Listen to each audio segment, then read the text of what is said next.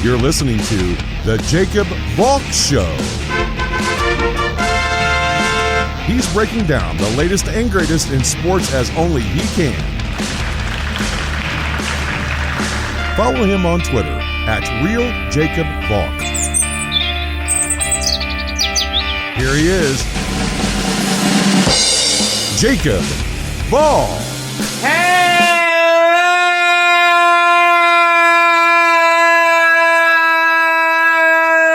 Hello, sports fans. Welcome to another edition of the Jacob Valk Show. I am Jacob Valk, and it is time to preview this weekend's 6 NFL playoff games. It didn't seem like we'd get here through certain parts of the season. When the Titans had their outbreak, when the Ravens had their outbreak, when the Broncos and Saints were decimated by the coronavirus, but you know what? We're here. You've got to give the NFL credit. They got it done. They got a full season in the books.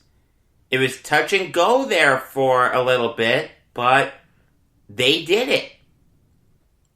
Let's see if they can get through the playoffs. Now, I think they will. Unless something absolutely crazy happens, I don't see the NFL moving back any of these games. If they didn't do it for the Browns, I can't envision a scenario where they would move a game back. So it seems like we're going to get a full slate of NFL playoff games this year. Fantastic. Nothing better than that as a football fan. I'll start with Colts-Bills. A game that I tried incredibly hard to figure out a way to go to. But I just couldn't make it work. Couldn't find a way to get tickets. Couldn't find a way to get the necessary COVID test. Whatever. C'est la vie. I'll be watching it on my sofa tomorrow. Now, the way that I'm going to preview the playoff games is a little differently than how I previewed regular season games. For regular season games, I liked to focus on impact players. Guys who you needed to watch out for. And I'm going to do that in a sense here, but the thing is, if that's all I do until the Super Bowl, it's going to get really boring. Like, hypothetically, let's say the Bills make the Super Bowl. It means that I'm going to be talking about the impact players for the Bills incessantly. There's not going to be any variety there in how I'm breaking down the 4 Bills playoff games. So instead I'm going to focus on keys to victory. What each team needs to do to win. That ties into impact players, but it adds more of a sense of variety to the previews. I really think that's the best way to do this, and you'll see what I mean as this episode progresses. If the Colts are going to win this game, they need their defense to ball out. Now, I haven't been in love with their defense this year. I did think they were a little overrated, but the reality is they were the 10th best defense in the league in terms of points given up. They were the 8th best defense in terms of total yards given up. Matt Eberflus is getting a lot of head coaching buzz because of how great this Colts defense has been. DeForest Buckner has been one of the best defensive players in the NFL this year. He was really good with the 49ers, but with the Colts, he's been great. In 2019 with the Niners, he had an 81.5 overall grade, according to Pro Football Focus. This year, it's 89.7. He also has 9.5 sacks this year. The Bills do have a solid offensive line, but they're going to have their hands full against these Colts sack artists like Buckner, Justin Houston, and Danico Autry. Houston has 8 sacks this year, and Autry has 7.5. I understand that Buckner is questionable for this game with an ankle injury, but something tells me that unless his ankle is going to need to be amputated, he's going to gut it out and play in this game. But it's more than just generating pressure on Allen. Their secondary is really good too. Xavier Rhodes, Isaiah Rodgers, TJ Carey. They all had over 70 overall grades, according to Pro Football Focus. In the Jets off-season preview I did, I said that I wouldn't mind Rhodes and or Carey on the Jets next year. They have been sensational this year for the Colts. Carey Willis, the safety, is another guy who you're going to have to look out for. Darius Leonard, one of the best linebackers in all of football. He's going to need to step up. Grover Stewart, Tyquan Lewis.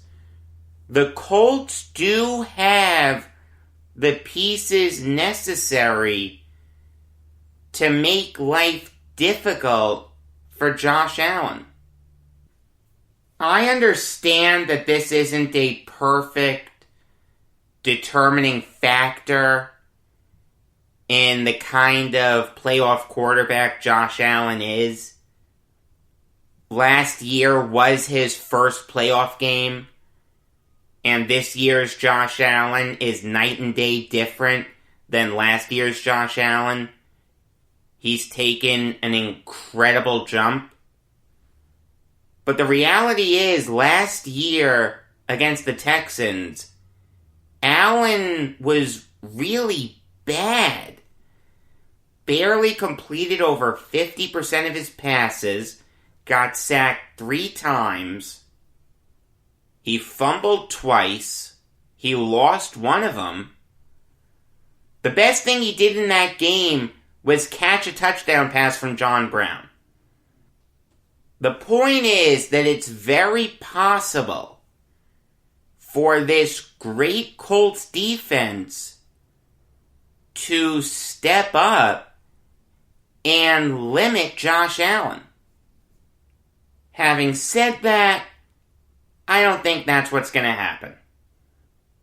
Like I said, the jump that Allen has taken is incredible. He's a legitimate MVP candidate. His completion percentage went up by over 10 points. His passing yards went up by over 1,400 yards. He threw 17 more touchdowns. Ever since Jim Kelly retired, the Bills have been looking for a franchise quarterback. They found it in Josh Allen. He is the guy. The Jets will continue to rue the day that they passed on Josh Allen for Sam Darnold. It doesn't matter who's under center next year for him. They'll still have to deal with Josh Allen twice a year. He is very capable of leading this Bills team to victory tomorrow. And that's how they're going to win this game. They're not going to win it by their defense. Their defense, while it's still good, don't get me wrong, it's a good defense, but it's not a great defense. It's not the kind of defense that's going to be able to win a 14-10 game. Phillip Rivers and Jonathan Taylor will get theirs. If the Bills are going to win this game, Allen's going to need to step up. Stephon Diggs is going to need to step up. I understand that he's questionable with an oblique injury, but much like Buckner, I don't see how he misses out on this game. Perhaps most importantly, though, the Bills' offensive line is going to need to step up. The Bills have a great offensive line. It's one of the best in football. Dion Dawkins, Ike Botcher, Mitch Morse, John Feliciano, and Darrell Williams were an integral part of why the Bills went 13-3 this year. They gave Allen time to let those routes develop for guys like Diggs and Beasley and Davis. And if it wasn't there, Allen could just tuck it and run. This is going to be a closer game than people think. This is going to be a really good game. These teams are evenly matched. Really good defense versus a great offense. But I've been high on the Bills all year. I think if any AFC team is going to beat the Chiefs, it's the Bills. The 6,000 Bills fans that are allowed in the stadium are going to go nuts for their team. The Bills are going to be able to feed off that. Give me the Bills. Moving on now to Rams Seahawks. This is going to be an uphill battle for the Rams. Forget the fact that they're going up against a much better Seahawks team. But Jared Goff is questionable with a thumb injury. It's the same injury that caused him to miss last week's game against the Cardinals. Somehow John Wolford was able to win that game for the Rams. I understand it was more their defense, but still. Wolford was the starting quarterback. That win goes on his ledger. Much like they did last week, they're going to need to ride their defense here. The only thing that you can expect from this Rams offense, if you're Sean McVay, is to just be decent. Don't put too much on Wolford's plate. Don't put too much on Cam Akers' plate or Darrell Henderson's plate. Go crazy with jet sweeps. Go crazy with wide receiver screens. You still need to get Robert Woods and Cooper Kupp involved. But their effectiveness is going to be limited because John Wolford is throwing to him. Think what you want about Jared Goff. I personally like Goff. I think he's a really good quarterback. Would he be worse without McVay? No question. But I don't think he'd be lost. But he is much better than John Wolford. Like I said, if the Rams are going to win this game, it's going to be because of their defense. And this is a Seahawks team that is vulnerable to great defensive performances. Earlier in the season, the Rams beat the Seahawks by only giving up 16 points. The Rams won 23-16. Week 13, the Giants beat the Seahawks 17-12. It wouldn't stun me if the Rams defense stepped up again and limited Russell Wilson. Aaron Donald is the best defensive player in the NFL. He's my pick to win Defensive Player of the Year. I said this earlier this week. Even when he's not making an impact, he's making an impact. If he's getting double-teamed, he's allowing guys like Leonard Floyd and Michael Brockers to step up and pressure the quarterback. Floyd has had a great season this year. 10.5 sacks.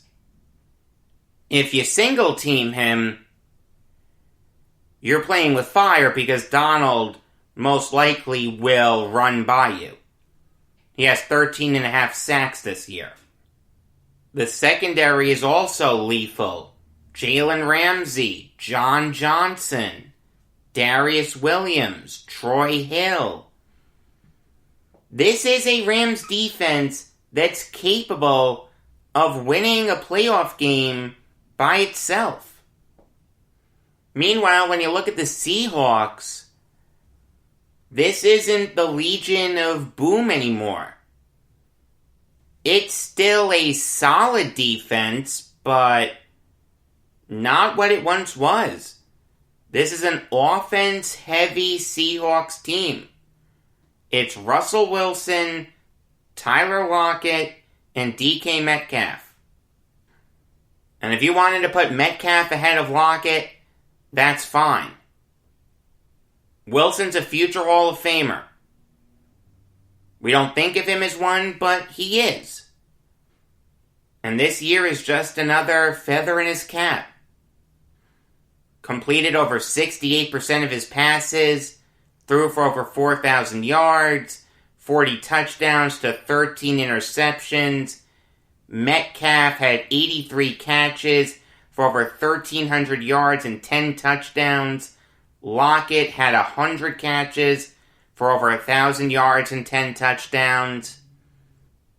Their offense is so good that Brian Schottenheimer, a guy whose name was once mud within the Jets organization, no one could believe that game plan, Week 16 of 2011, where Sanchez threw 59 passes. The Giants beat him on Christmas Eve, one of the worst moments in Jets history. That was Schottenheimer. Now, there's talk that Schottenheimer could become the next head coach of the Jets. Talk about an epic turnaround. I'll tell you right now, I wouldn't want Schotty as Jets head coach. I just don't see that ending well, but he's done a great job with the Seahawks. Their offensive line is really good. Dwayne Brown, Mikey Upati, who's coming back from an injury, Ethan Posich, Damian Lewis, and Brandon Shell. They're all really talented offensive linemen. I just don't see how the Rams, with John Wolford as their quarterback, can beat the Seahawks here. Even though the Rams' defense is fantastic, and Brandon Staley is getting head coaching buzz, I just don't see how the Rams are going to be able to keep up with the Seahawks. Russell Wilson will get his. He's a really good playoff quarterback. Every year that he's been in the playoffs, with the exception of 2018, which wasn't his fault, the Seahawks have won a playoff game. Like I said, I don't see how the Rams are going to keep up with the Seahawks. Give me Seattle. The last game on tap for tomorrow is Buccaneers-Washington. The reality is the Buccaneers don't need to do anything special in this game. They just need to keep doing their thing. They're a very well-rounded team. They have an offense that's finally putting it together.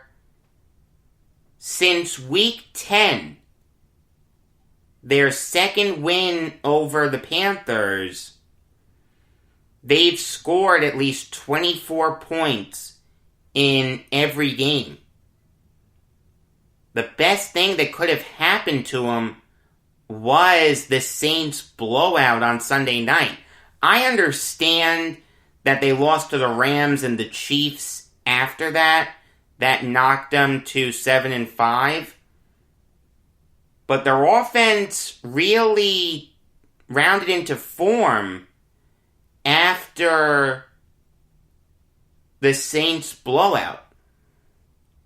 You've got Brady still being great. Brady this year threw 40 touchdowns for only the second year in his career.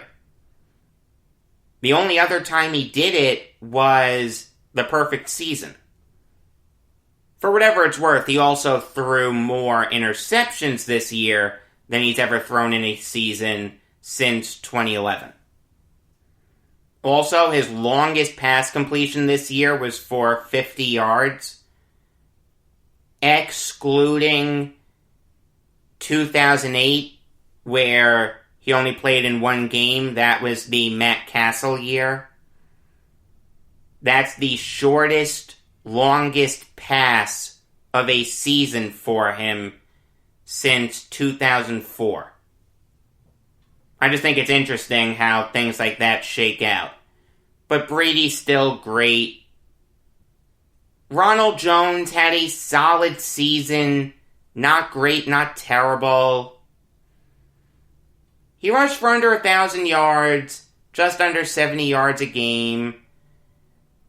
Not bad. Not great, but not bad. Obviously, the pass catchers for the Buccaneers are incredible. Mike Evans, Chris Godwin, Rob Gronkowski, Antonio Brown. I don't care that Mike Evans is questionable with a knee injury. He's going to play. Defensively, the Buccaneers are vulnerable to the pass. But that's okay because they do have the best rushing defense in the NFL. Shades of what Todd Bowles did as Jets head coach. I mean, you take a look at their guys, Levante David, Shaq Barrett, Anthony Nelson, Jason Pierre-Paul, Devin White, and Ndamukong Suh. You're not running by those guys. And the reality is, those guys can also get after the quarterback. It's just when the quarterback throws the ball, that's when the Buccaneers are vulnerable. They don't have a great secondary. And interestingly enough, I think that's how Washington can win this game. I understand that they're a team built on defense.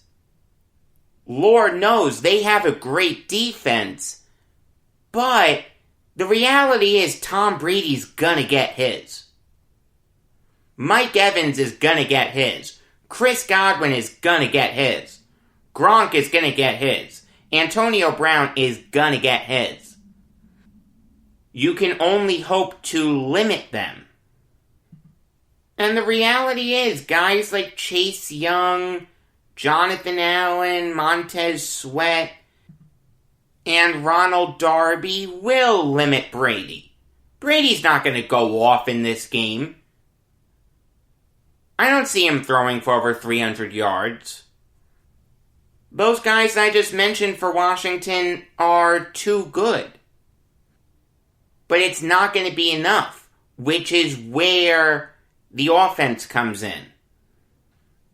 An offense that, let's be honest, does have some solid players.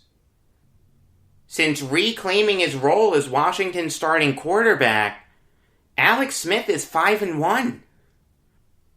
Antonio Gibson is one of the best young running backs in the NFL. Terry McLaurin is one of the best young wide receivers in the NFL. Logan Thomas is finally putting it all together. Cam Sims is a solid player. The Buccaneers are vulnerable through the air. That's how you're going to beat them if you're Washington.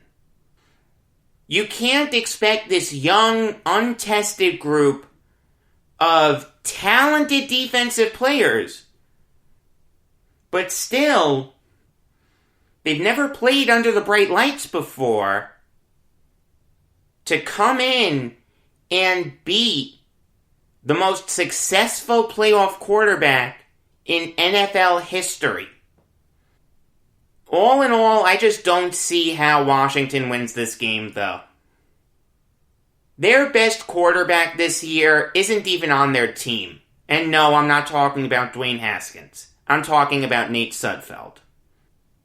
I'm not saying Washington wouldn't have beaten Philly if Jalen Hurts had stayed in, but putting Sudfeld in basically guaranteed that Washington was going to win that game. I like that Ron Rivera didn't apologize for winning. That was the right thing to do. But they don't match up well with the Buccaneers. They're just too unproven in the playoffs. Combine that with the fact that Smith, Gibson, and McLaurin are all questionable for this game. Give me Tampa. Sunday's trifecta of NFL games is being started off by a rematch of one of last year's games. Probably the biggest upset of last year's playoffs. Ravens-Titans. If you can remember that far back, the Ravens were picked by a lot of people to make, if not win, the Super Bowl. They were a fantastic team, went 14-2. Then they went up against the Titans, who no one gave a snowball's chance to, even though they had just beaten the Patriots. But Tennessee came into M&T Bank Stadium and beat the Ravens 28-12. The main reason that the Ravens lost is because Lamar Jackson just plain no-showed. He was dreadful in that game, and he's the key to the Ravens winning. It's not the defense. Of course the Ravens have a good defense. They're the Baltimore Ravens. They always have a good defense. Lamar Jackson needs to prove that he can win under the bright lights. Against the Titans last year in the playoffs, he turned the ball over 3 times. 2 interceptions and a fumble. He barely completed over 50% of his passes. The year before that, against the Chargers, he was dreadful. He turned the ball over twice, put the ball on the ground 3 times, completed less than 50% of his passes for under 200 yards. There were calls to put Joe Flacco back in. Lamar Jackson needs to show that he can win under the bright lights. It's just that simple. If he doesn't show it here, we're going to have the same conversations about him that we had about Peyton Manning early in his career and Phillip Rivers. Incredibly talented players that just can't win when the lights are on bright. Everyone else on the Ravens is irrelevant. It is up to Lamar Jackson to prove that he can win in the playoffs. Now, I'm going to say something about a Ryan Tannehill-led team that I never thought I'd say. The Titans need to trust their offense if they're going to win this game.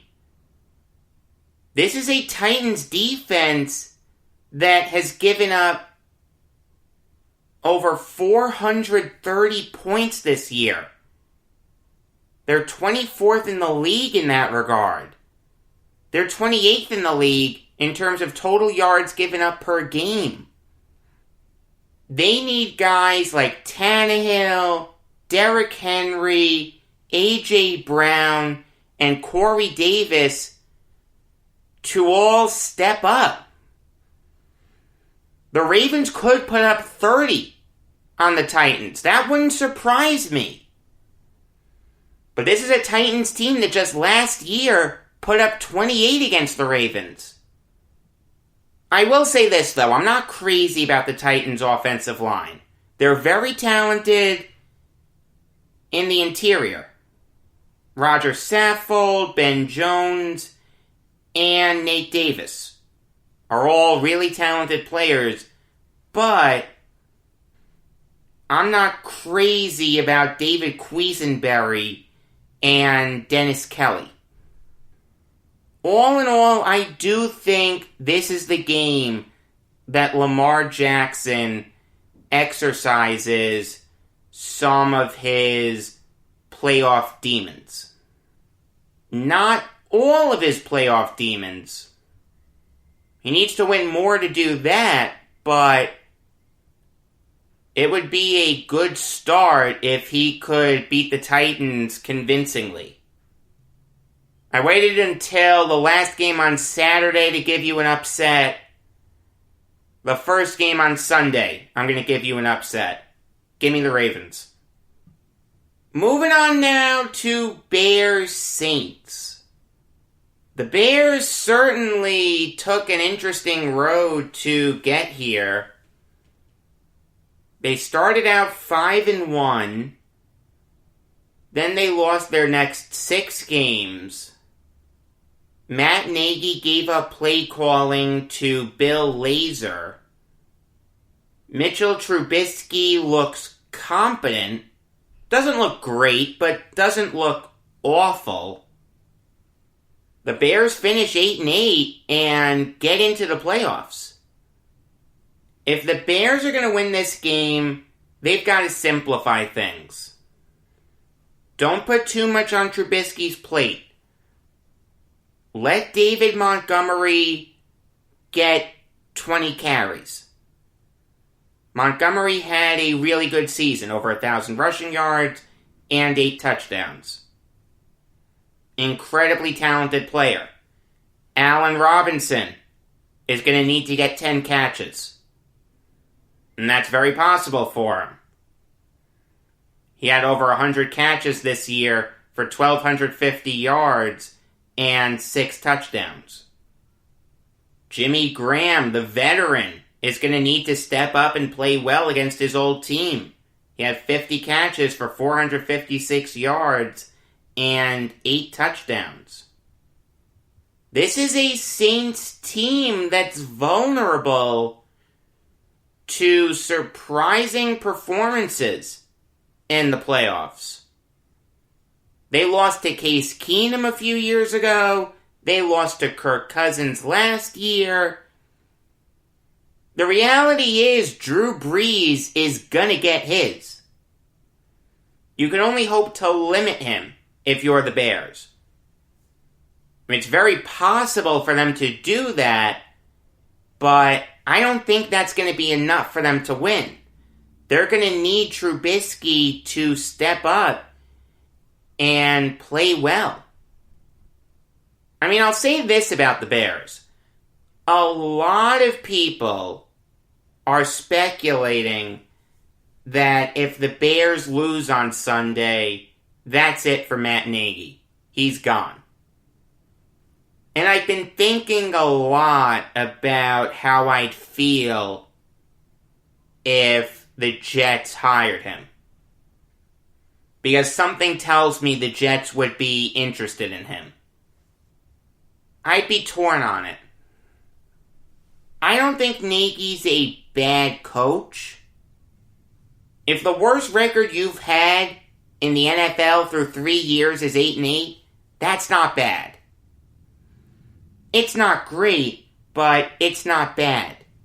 And no one's going to be mistaking Mitchell Trubisky for Sid Luckman anytime soon. Imagine what Nagy can do with a real quarterback. I understand that with Laser taking over play calling, the Bears really took a step up. That's a bad look for Nagy. But the 8-8 record does go on his ledger. He's still the head coach. I don't think I'd mind Nagy as my next head coach. But when you look at the Saints, they're vulnerable to an upset here. Alvin Kamara is still on the COVID list. Drew Brees hasn't looked like the Brees of old this year. He's still playing well. He's Drew Brees, but it's pretty clear that he's lost a step. For the Saints to win this game, they're going to need their defense to step up. I understand that Trey Hendrickson is questionable, but if he plays, the Saints are going to need him to duplicate what he's done all throughout this year. Hendrickson has 13.5 sacks this year. Cameron Jordan's going to need to step up. David Onyemata's going to need to step up. Demario Davis is going to need to step up. Also, guys like Malcolm Jenkins, Janoris Jenkins, Marcus Williams. This is a Saints team that doesn't have the great Drew Brees anymore. They have a good Drew Brees. Now, a good Drew Brees is still better than most quarterbacks in the NFL. But again, he has lost a step. And in these playoffs, I don't think the Saints are going to win shootouts. I will say this. It wouldn't knock my socks off if the Bears won. There is an opening for that to happen, but I just think the Saints' defense is going to be too much for Trubisky. Give me the Saints. The last game to talk about is Browns-Steelers. And I've said this before, I'll say it again, your heart has to break for the Browns. They get in the playoffs for the first time since 2002, and they have a COVID outbreak. No Kevin Stefanski, no Joel Bitonio, no Denzel Ward, no Ronnie Harrison. Those guys all play meaningful roles for the Browns. It's going to be really tough for them to win this game. If they're going to win, Baker Mayfield is going to need to overcome these absences. Now, I love Baker Mayfield. I think he's gotten a bad rap for a long time, and people are finally seeing the real Mayfield. Completed just under 63% of his passes this year for over 3,500 yards, 26 touchdowns to 8 interceptions. I understand that he has help. Nick Chubb and Kareem Hunt are the best running back duo in the NFL. And Jarvis Landry is showing that he's a true number one wide receiver. It's kind of interesting. What are the Browns going to do with Odell Beckham? Are they going to keep him around for next year? Or are they going to look to get rid of him?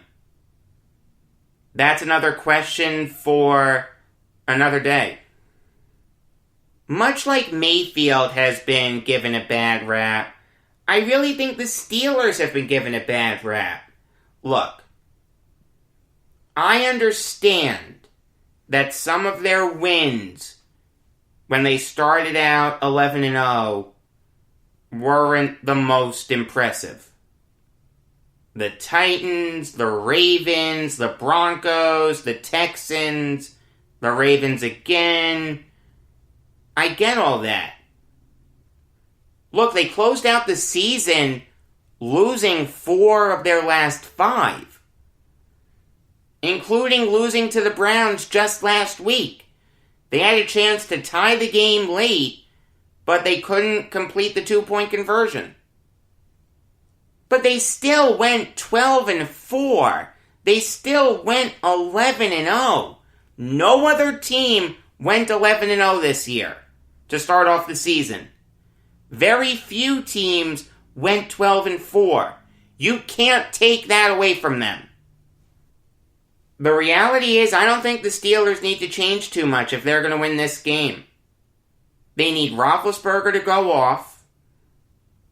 They need guys like Deontay Johnson, Chase Claypool, Juju Smith-Schuster, Eric Ebron, and James Washington to all step up when their numbers are called. But they've done that all year. I understand that Juju Smith-Schuster is questionable with a knee injury, but I think he can still contribute. I like Smith-Schuster. I wouldn't mind him on the Jets next year. And their defense needs to keep contributing.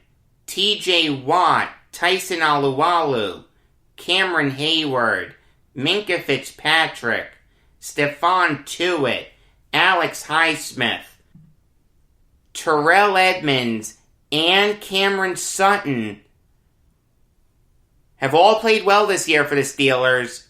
They're going to need to continue it if the Steelers are going to win this game.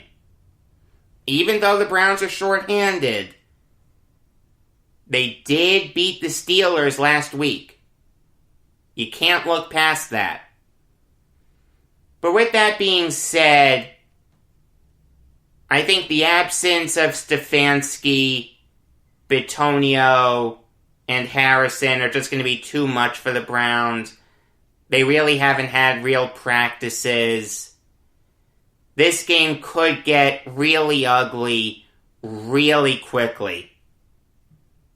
I think the Steelers are going to win by at least 3 touchdowns. Now, 2020 was a bad year for a number of reasons.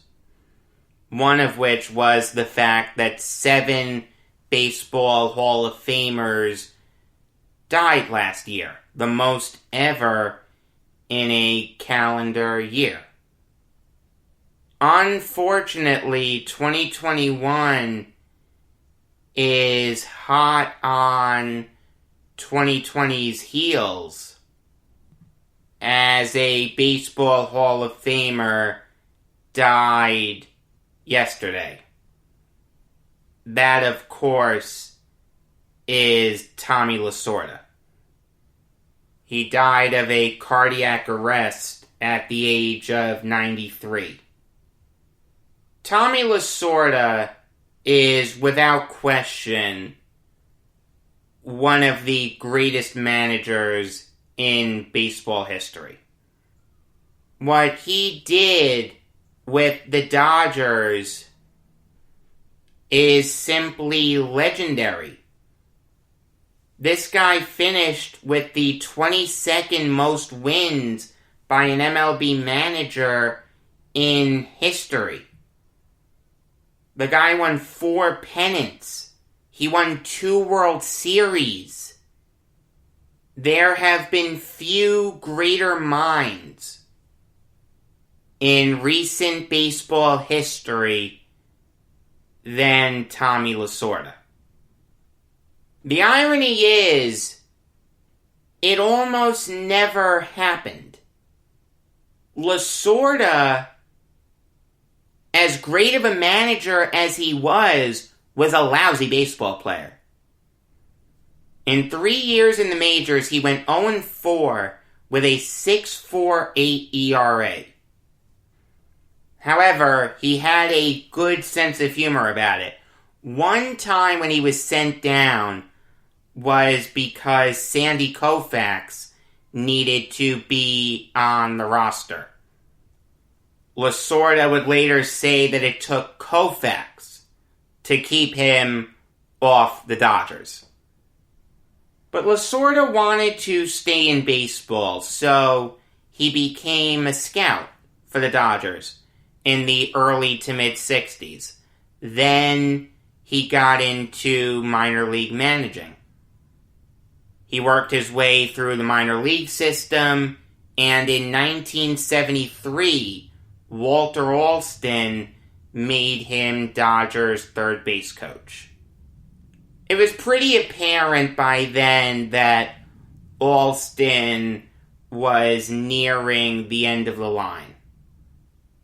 He had a great career. He was still managing good Dodgers teams, but he was in his 60s. He had managed the Dodgers nonstop since 1954. Lasorda stuck with Alston even when he could have jumped ship and taken over another team early. At the end of the 1976 season, Alston retired and Lasorda took over. That really started the great Yankees-Dodgers rivalry of the late 70s into the early 80s. In 77 and 78, the Dodgers made the World Series by beating the Phillies in 4 games both years, but they could never make it past the Yankees, losing in 6 games both years. Obviously, I could go in depth on those World Series, but if I do that, we'll be here until the next Baseball Hall of Famer dies. In 1981, Major League Baseball had a strike-shortened season. They separated the season into 2 halves since the Dodgers had the best record in the NL West at the time of the strike. They were automatically in the playoffs. That was the first ever NLDS. They went on to beat the Astros in 5 games. They beat the Expos in 5 games in the NLCS. Then they met the Yankees for the 3rd time in 5 years in the World Series. Make no mistake about it, there was a Yankees-Dodgers rivalry back then. Not anymore. There is no Yankees-Dodgers rivalry anymore, but some Dodgers fans still hold a grudge about it.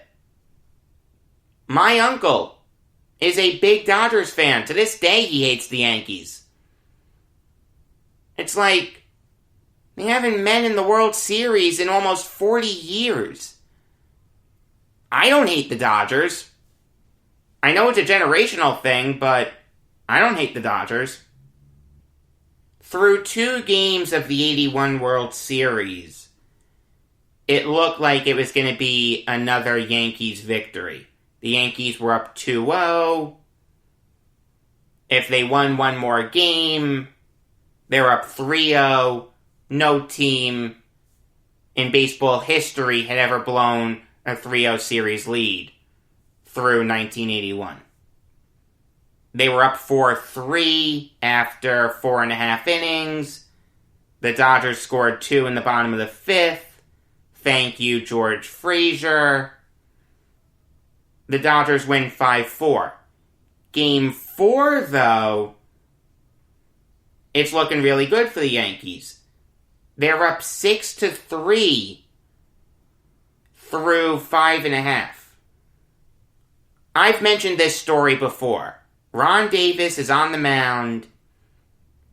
He gets Pedro Guerrero to fly out to Bobby Brown in center field on the first pitch, 1 away. Mike Scioscia draws a 4-pitch walk.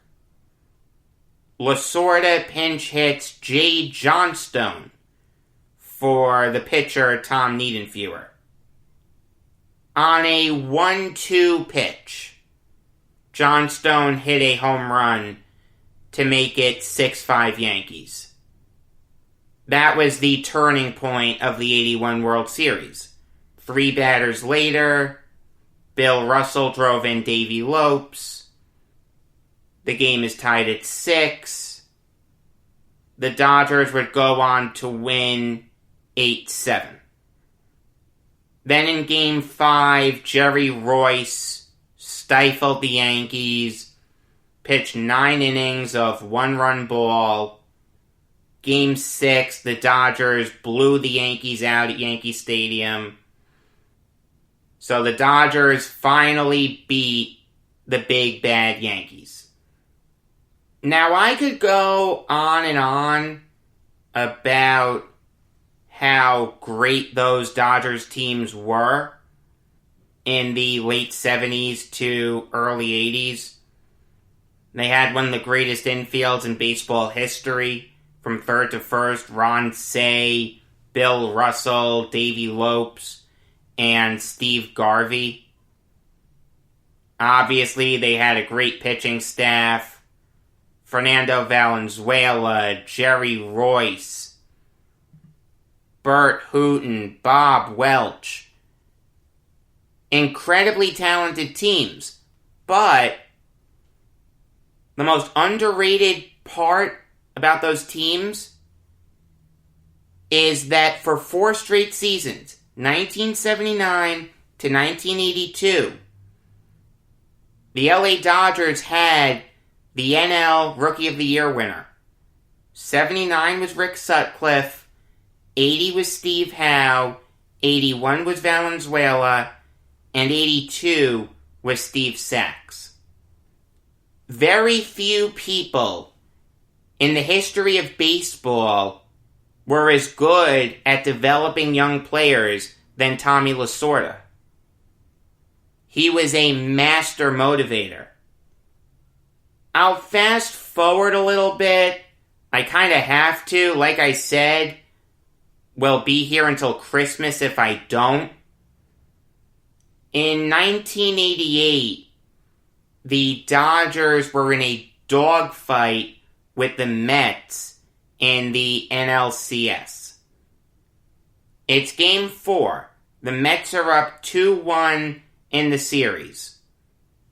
Starting off the top of the 9th, the Mets are up 4-2.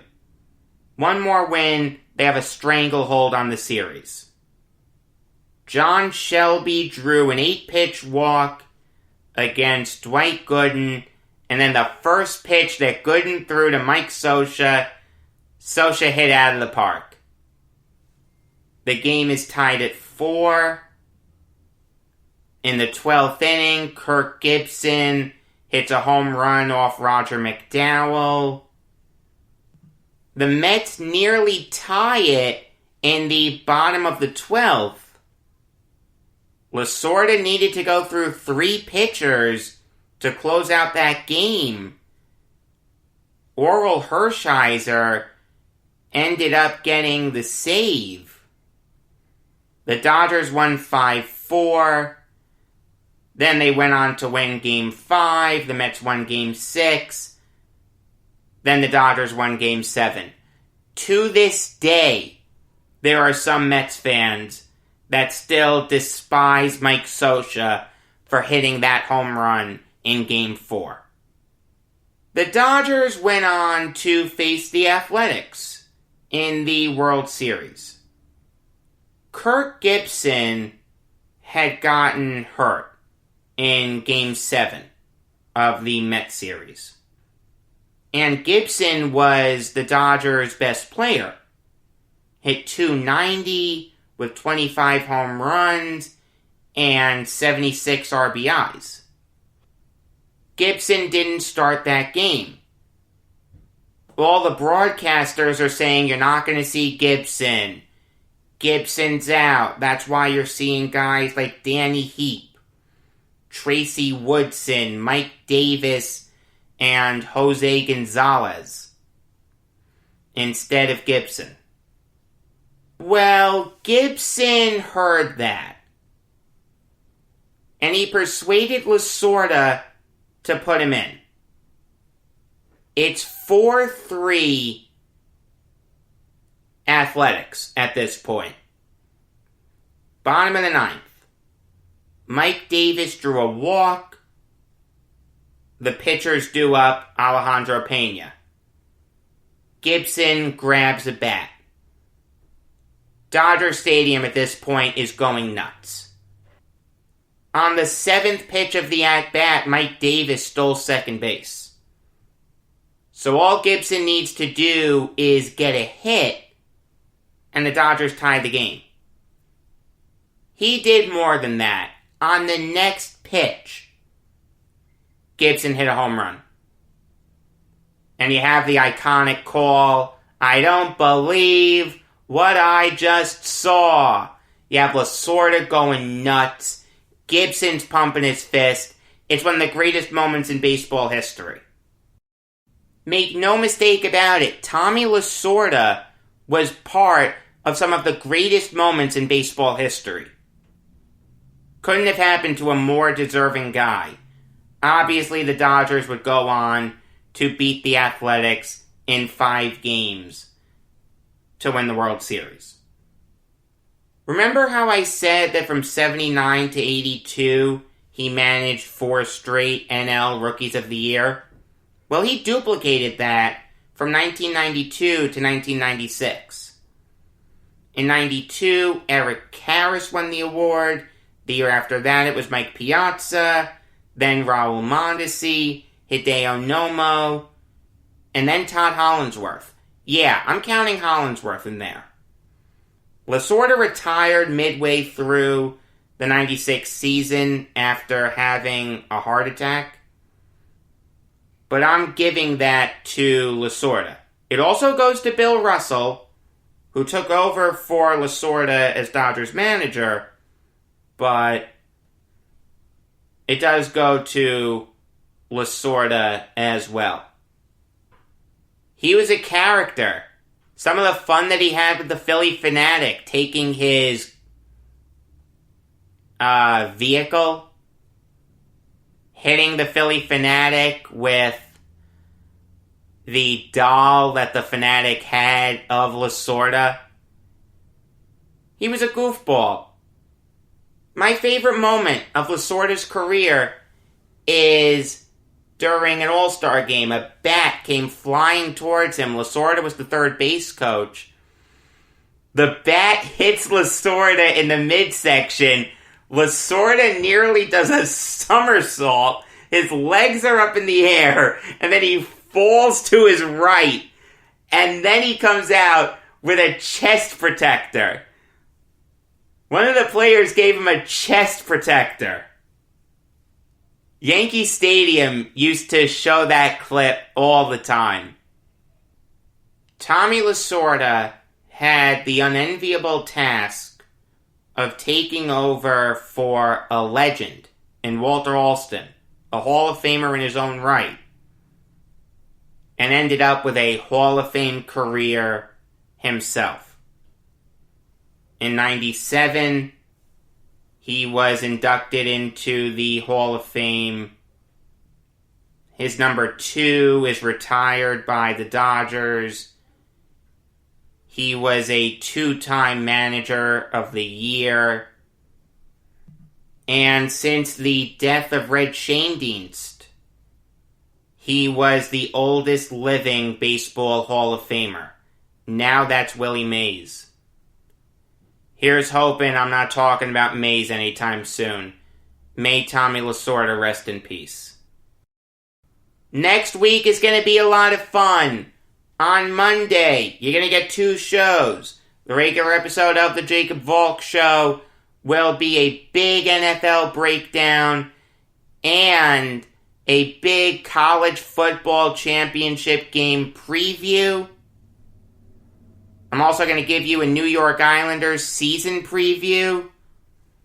On Wednesday, you're going to get an interview that I'm going to do with Richard Bressler, the author of a book on Frank Seeley, a Hall of Fame manager that no one knows anything about, but they really should because he had a great career. Until next time, I am Jacob Valk saying that my friend throwing a no-hitter couldn't have happened to a greater guy. Well, actually it could have. It could have happened to me.